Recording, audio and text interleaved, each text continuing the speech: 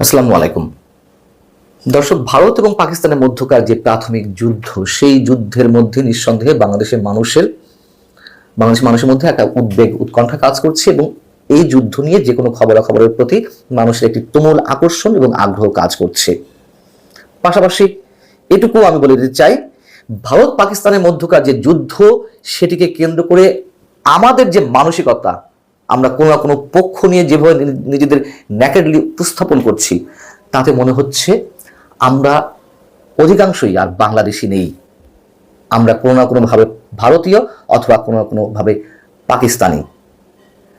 যে খবরটি এর মধ্য দিয়ে ভাইরাল হয়েছে সেটি নিয়ে একটু আলোচনা করতে চাই।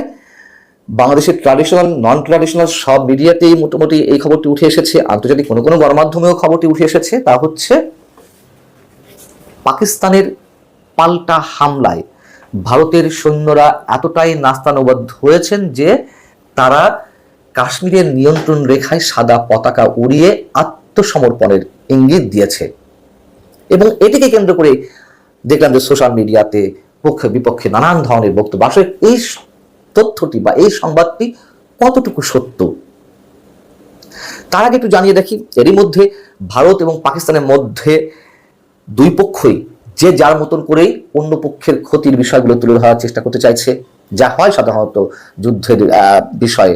দুই পক্ষের মধ্যে কে কার কতটুকু ক্ষতি করতে পারলো, কে কার নাগরিকদের বেশিভাবে হত্যা করতে পারলো, সেই প্রতিযোগিতা শুরু হয়েছে। এর মধ্যে আমরা যতটুকু জেনেছি যে বিবিসির খবর অনুযায়ী সর্বশেষ পাকিস্তানে ভারতের হামলায় এ পর্যন্ত ২৬ জন নিহত হয়েছেন, আর পাকিস্তানের পাল্টা হামলায় ভারতের ১০ জন নিহত হয়েছেন। তবে স্ট্রাকচারাল যে ক্ষয়ক্ষতি বা আর্থিক ক্ষয়ক্ষতি, সেটি নিঃসন্দেহে ভারতের বেশি হয়েছে। ভারতের ৫টি যুদ্ধ বিমান পাকিস্তান ভূপাতিত করেছে, পাকিস্তানের দাবি, যদিও ভারত বলছে না, তাদের ৩টি যুদ্ধ বিমান তারা হারিয়েছে। আর যে ৫টি কথা ভারত দাবি করছে যে ধ্বংস করেছে, ভূপাতিত করেছে, সে ৫টির মধ্যে ৩টি রাফাল যুদ্ধ বিমান। খুব স্বাভাবিকভাবেই আমাদের ধারণা আছে যে এক একটি বিমানের মূল্য কত বিশাল অঙ্কের।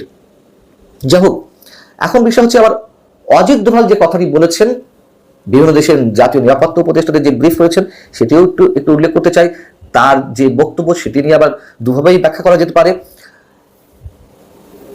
যে খবরটি ভাইরাল হয়েছে যে ভারতীয় সৈন্যরা আত্মসমর্পণে ইঙ্গিত দিয়েছে সাদা পতাকা উড়ানোর মাধ্যমে, এটি প্রথমে দাবি করেছেন পাকিস্তানের তথ্য সম্প্রচার মন্ত্রী আতাউল্লাহ তারার।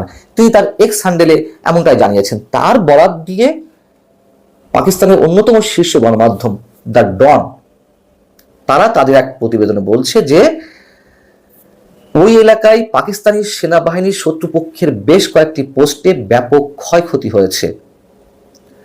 তথ্য সম্প্রচার মন্ত্রী আতাউল্লাহ তারার বলেন, ভারতীয় গণমাধ্যমে পাকিস্তানের গুলিতে ভেঙে পড়া ভারতীয় বিমান বাহিনীর ধ্বংসাবশেষ দেখানো হয়েছে। এখানে বলা হচ্ছে, উচ্চ স্তরের নিরাপত্তা সূত্রের মতে পাকিস্তানি বাহিনী একটি শক্তিশালী প্রতিশোধমূলক অভিযানের ফলে সীমান্ত রেখা বরাবর একাধিক ভারতীয় সামরিক পোস্টের ব্যাপক ক্ষয়ক্ষতি হয়েছে। জীবন রক্ষায় সেই পোস্টের ভারতীয় সেনারা সাদা পতাকা উত্তোলন করে।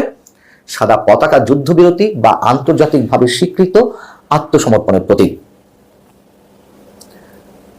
পাকিস্তানের গণমাধ্যম ডনও কিন্তু তারা নিজস্ব সূত্রের বরাত দিয়ে কোনো তথ্য উপস্থাপন করেনি। তারা সে দেশের তথ্যমন্ত্রীর যে বক্তব্য, সেটির প্রেক্ষিতে এই নিউজটি করেছে। আল জাজিরা তারা নিজেও এই নিউজটা করেছে, তারাও ঠিক একইভাবে আতাউল্লাহ তারার রেফারেন্স এই নিউজটি করেছে এবং তারা বলেছে, আল জাজিরা বলছে, স্বাধীনভাবে এই খবরের সত্যতা নিশ্চিত করা যায়নি। আবার ভারতের বিভিন্ন গণমাধ্যম তারা যদি দাবি করছে যে ফ্যাক্ট চেকিং এর মাধ্যমে তারা নিশ্চিত হয়েছে ভারতের কোনো সৈন্য বা সেনা সদস্য এ ধরনের কোনো ঘটনা ঘটায়নি, তারা সাদা পতাকা উত্তোলন করেনি। এখন বিষয় হচ্ছে, ভারতের যিনি জাতীয় নিরাপত্তা উপদেষ্টা অজিত দোভাল, তিনি বেশ কয়েকটি দেশের নিরাপত্তা উপদেষ্টাদের সঙ্গে কথা বলেছেন, বৈঠক করেছেন, ব্রিফ করেছেন। তার মধ্যে ছিলেন কারা কারা? যুক্তরাষ্ট্র, যুক্তরাজ্য, সৌদি আরব, জাপান, ফ্রান্স এবং রাশিয়ার নিরাপত্তা উপদেষ্টাদের তিনি ব্রিফ করেছেন। সেই ব্রিফিংয়ে তিনি কি বলছেন, যে পাকিস্তান উত্তেজনা বাড়ালে ভারত দৃঢ়ভাবে প্রতিক্রিয়া জানাতে প্রস্তুত, তবে দেশটির নিজস্ব কোনো উত্তেজনা বাড়ানোর ইচ্ছে বা অভিপ্রায় নেই। এবং তার এই বক্তব্যের মধ্য দিয়ে আমি যেটা বলছিলাম যে দুভাবেই আমরা ব্যাখ্যা করতে পারি, যে যার মতো করে আমরা ধরে নিতে পারি। প্রথমত হচ্ছে যে ভারত ভয় পেয়ে গেছে, তারা আর এগোতে চায় না, এবং এই কথা দিয়ে তারা বলতে চাইছে যে আমাদের আর কোনো ইচ্ছে নেই সামনে এগোনোর, এই পর্যন্তই থাক। আবার অন্যভাবে ব্যাখ্যা করা যেতে পারে যে ভারতের যেটুকু দেখানোর কথা ছিল সেটুকু দেখিয়ে দিয়েছে। তারা যে বলছে যে তারা পাকিস্তানের জঙ্গি স্থাপনায় বা জঙ্গিদের যে প্রশিক্ষণ শিবির বা আস্তানা সেই সব জায়গায় তারা লক্ষ্যবস্তুতে পরিণত করেছে এবং সেই সব জায়গায় তারা আঘাত এনেছে। এবং এরই মধ্যে তারা জানিয়েছে যে পাকিস্তানের অন্যতম জঙ্গি সংগঠন জৈশ-ই মোহাম্মদ গোষ্ঠীর প্রধান মাসুদ আজহারের পরিবারের 10 জন সদস্যকে হত্যা করেছে। এটি আবার এই সংগঠনের প্রধান মাসুদ আজহার তিনি নিজেও বলেছেন যে তার পরিবারের 10 জন সদস্য নিহত হয়েছেন। অনেক ধরনের খবর আমরা পেতে পারি, তবে পাকিস্তান ভারত তার মতো করে তারা দাবি করবে অনেক কিছু। আমি বলছিলাম বা আমার এটি নিয়ে আলোচনা বিষয় হচ্ছে এই যে কোনো খবরের সত্যতা সত্য যাচাই না করে আমরা যে যার মতো করে একটি পক্ষ নিয়ে বা যে কোনো একটা খবরে খুশি হয়ে সেটি যে যার মতো করে প্রকাশ করার চেষ্টা করছি। এর মধ্য দিয়ে যেটি প্রমাণ হচ্ছে যে আমরা আর আমাদের স্বকীয়তায় নেই, আমরা নিজেরা আর বাংলাদেশি নেই। আমরা কোনো না কোনোভাবে চিন্তায়, চেতনায়, মননে, আদর্শে, কাজকর্মে কেউ না কেউ হয় পাকিস্তানি আর না হয় ভারতীয়।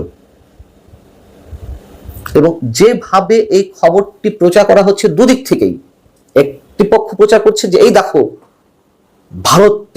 ভারত আত্মসমর্পণ করতে চাইছে পাকিস্তানের কাছে, এরই মধ্যে এই অবস্থা। আরেকটা পক্ষ উড়িয়ে দিচ্ছে। আচ্ছা, উড়িয়ে দেওয়ারও কিছু নেই, একেবারে সাথে সাথে সেটি ফলো করে প্রচার করারও কিছু নেই। খবরটি আসলে কি, সেটি হচ্ছে মুখ্য বিষয়। আল্লাহ হাফিজ, ভালো থাকুন সবাই।